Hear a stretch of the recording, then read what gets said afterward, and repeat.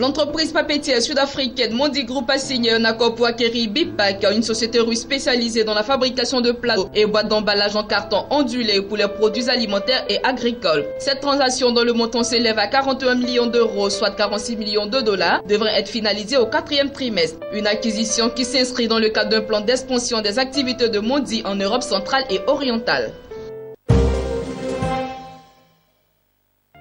Hyundai Rotem, la branche spécialisée dans la construction des locomotives trains et du matériel roulant ferroviaire du géant sud-coréen Hyundai Motor Group, vient de remporter un contrat de 188,4 millions de dollars auprès de la Société nationale des chemins de fer tunisien.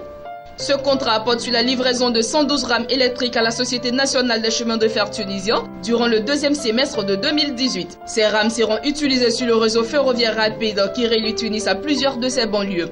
Hyundai Rotem, qui a déjà livré 1336 rames de train à des sociétés africaines de transport ferroviaire depuis 1976, a précisé avoir remporté ce contrat face à plusieurs de ses concurrents européens.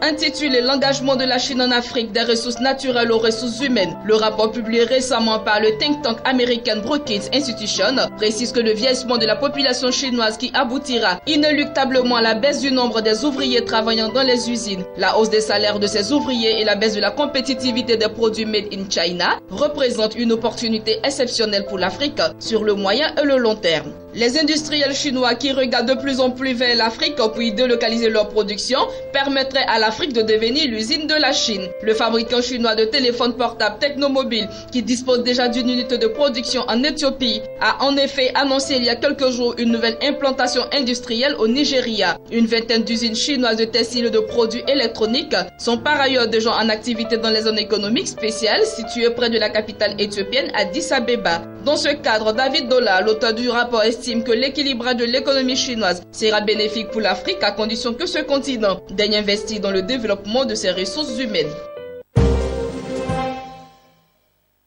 La chaîne hôtelière américaine Hilton Worldwide a annoncé qu'elle prévoit de construire plus de 40 nouveaux hôtels en Afrique durant les 3 à 5 prochaines années, ce qui portera le nombre de ces établissements sur le continent à plus de 80 unités. Parmi les hôtels dont les travaux de construction débuteront très prochainement, la chaîne hôtelière a cité le Hilton Garden Inn, un établissement de 280 chambres qui sera implanté à Accra. Il s'agira d'une construction modulaire en matériaux préfabriqués. Hilton Worldwide envisage par ailleurs de construire le plus haut hôtel d'Afrique à Nairobi. Cet établissement de 255 chambres dont la hauteur atteindra 330 mètres sera construit à Upper Hill, un quartier d'affaires de Nairobi, qui abrite les sièges sociaux de plusieurs filiales est-africaines de grands groupes mondiaux, à l'instar de Coca-Cola, Citibank et Dell MC.